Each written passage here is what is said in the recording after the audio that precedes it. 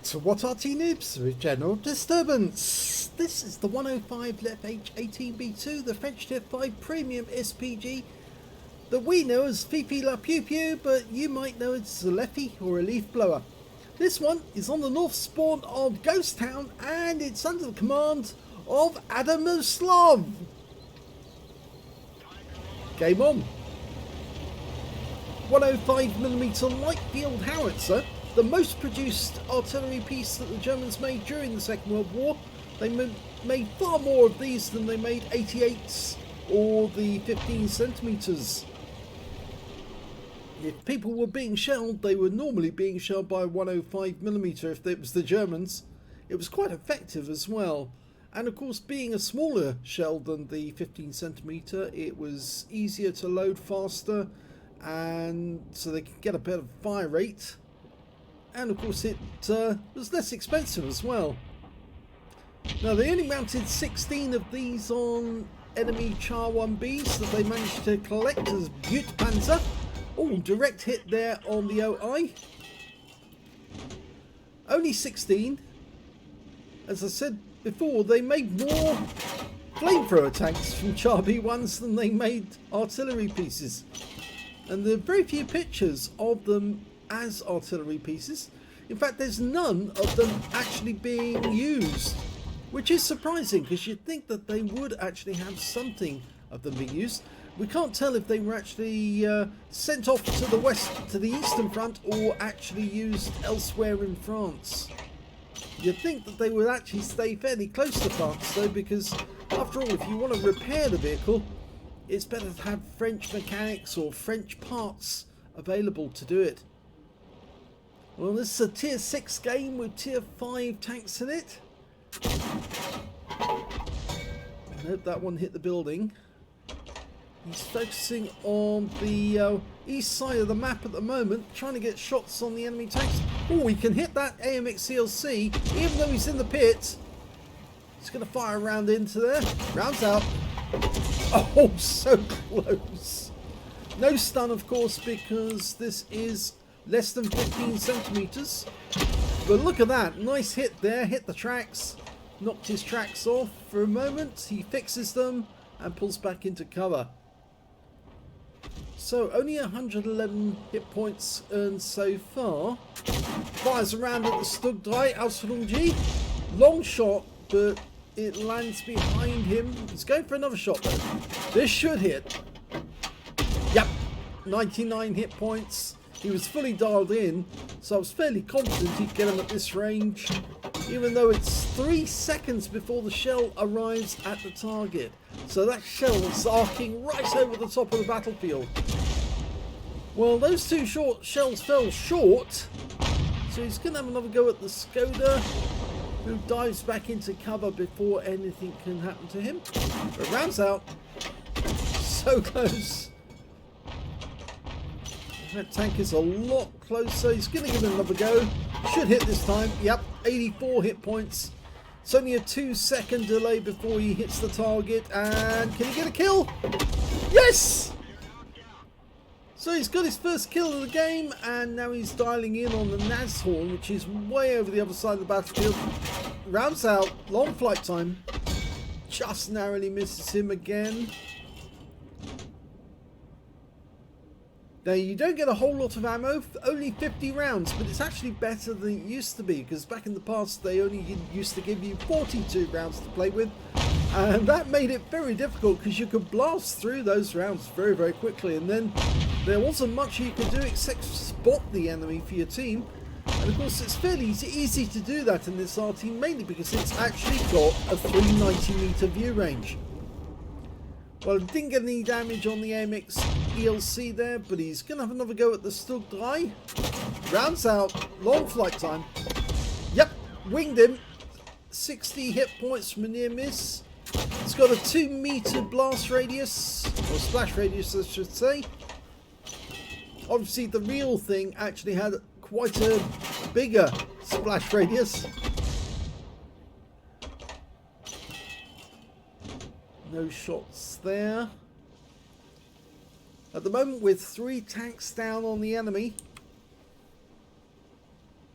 So that's not so good. Oh, enemy Panzerwehr Aslains H right up on top of the cliffs. Very difficult to hit because he is actually behind the rock, but I think we can arc a shell in there. Rounds out. Long flight time. Yes! And a pen! He penned the roof of the Panzer IV. Fires another one in on the snap. It lands near where the original one did, but no joy. Okay, Panzer T25 hiding behind the rock. He's letting it dial in. Let it settle. You should never fire snap because it does waste shells. Only 1 out of every 10 shells fired snap will actually hit the target. Rounds out the Stug. That's the same Stug he was firing at before. He's just changed position. This time, rounds out. This will probably hit him. And it kills him. So that's 2 kills now. Okay, that Brigitte Panther is very low on hit points. It's also a fairly short flight time. It's only 2 seconds. Oh, so close to getting him. He's backing up. Fires blind. Nope, didn't get anything. So he's only got 24 rounds of ammunition. He's burned through half of his ammo. He's also got 10 rounds of heat as well.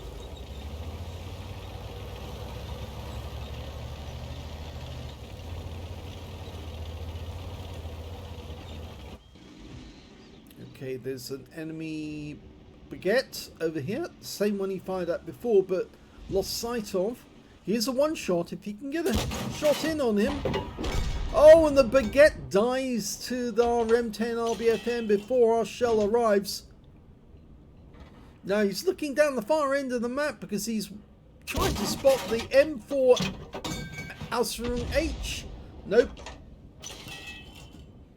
I'd hold off on blasting blind shots now.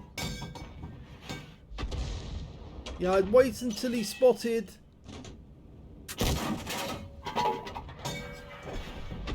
No. I think the thing is, if he was hiding in the bush, the others would have spotted him for sure. And it looks like he has pulled back. He's not there anymore. In fact, actually, I think he's moved up the other end. Or is he? No, he's been killed. The Striv 74 got him in the end.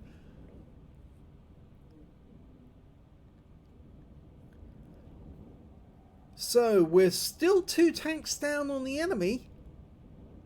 But that doesn't necessarily mean we're going to lose this battle. Oh, he just got a blind kill on the enemy Arty. He spotted where the tracer was coming from. And he's just wiped out the gorilla. That's one of the enemy Arty gone. The other one is the Su-122A. And he might be in the same sort of area. Oh, and we just got hit by the Nashorn. And that was an 88mm round. 258 hit points of loss.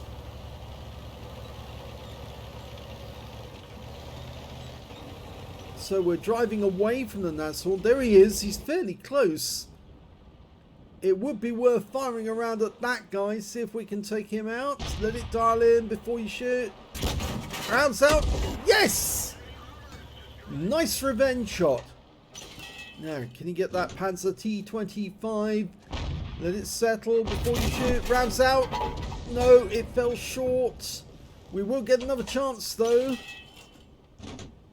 Rounds out. This one's going to be on target. Yep, it was. 149 hit points.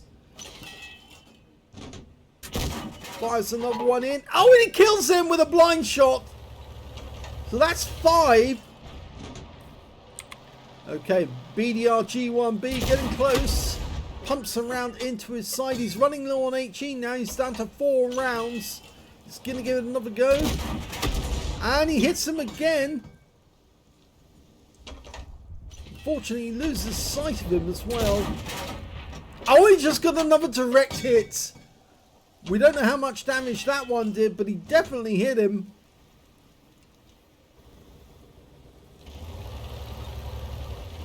Now, as I say, this RT does have a 390-meter view range. I've always supposed that the reason for that is that the gun is mounted quite high on a heavy tank, and so it's well above the ground. which means that the people in that commanding position can actually see much further with their binoculars.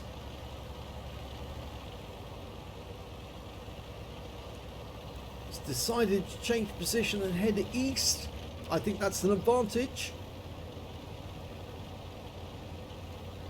As long as our guys are actually guarding the cap area or in the heights over our cap area, then he can get shots on any tank that they spot. But he is the only one out this side of the battlefield at the moment.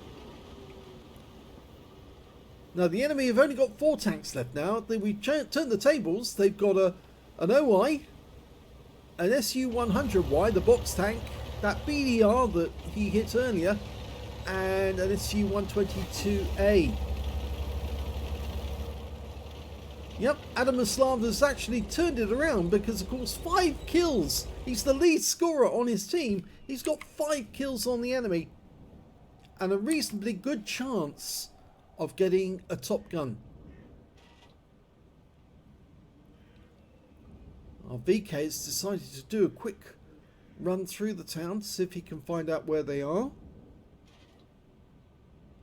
Adamoslav's doing the right thing, aiming where he thinks the enemy's going to be hiding. VK's very low on hit points though. Oh, he's proximity spotted. And there's the kill. That's the top gun. Nice. And the VK picked up the spotting assist there. Oh, but he just got taken out by the SU-122A on the enemy team. Okay, so he's got 11 shells left. 1 HE round and the others are all heat. The problem with the heat rounds though is you have to get a direct hit in order for them to work.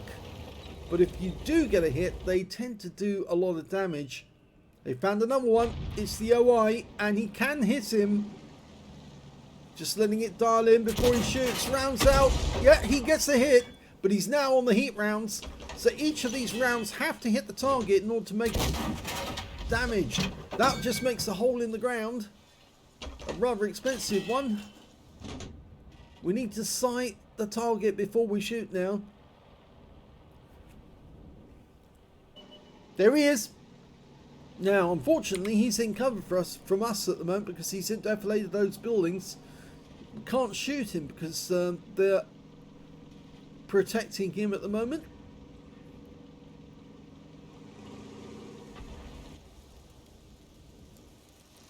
We haven't seen the box tank as well. That's another annoying thing. He hasn't been spotted. Neither has the SU-122A been spotted.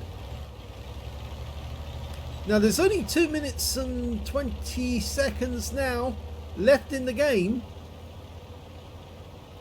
Oh, there's the box tank. He finally has been spotted. He's over on the west side of the town, making his way towards it. Okay, he's dialing in. You've only got an arc of 30 degrees to work with. He's trying to dial in as quickly as he can, but the box tank tries to get into cover. He might be able to get a shot. Fires speculatively. Oh, we hit him! And the box tank's got very little armor, which means that will have hurt. He's got a lot of penetration with these heat rounds. 104mm of pen, and it does 350 alpha. So there's a good chance that he's taken a chunk, a huge chunk, out of that box tank. But the only one covering our cap now is the M41 HMC. And he's decided to go down near the bottom. Now he might get spotted by the box tank, but here we are. We're going to give it a go. Let it settle. Give it a go. Rounds out. Oh, we got a kill shot! 318 hit points. It went into the engine bay and finished off. And there's the OI. Rounds out. It hit the target, but it didn't pen. Now he needs to get another shot. We're in the last minute. And another failure to pen the target. He's having a look at the enemy SU-122A. Fires a long way away. Oh, but he takes him out. And that's a Radley Walters. There's only one enemy left. It's the OI Experimental. And he went behind the houses because he knew that he was vulnerable. He was being hit by heat rounds. And so he must have realised that there was virtually no chance of him surviving if he gave us a fresh side of his body. So he got into cover. He's got 4 rounds left. Adamoslav. There he is. Oh, and our Nashorn dies, and the next round goes into the building. And that's it. Clock's run out.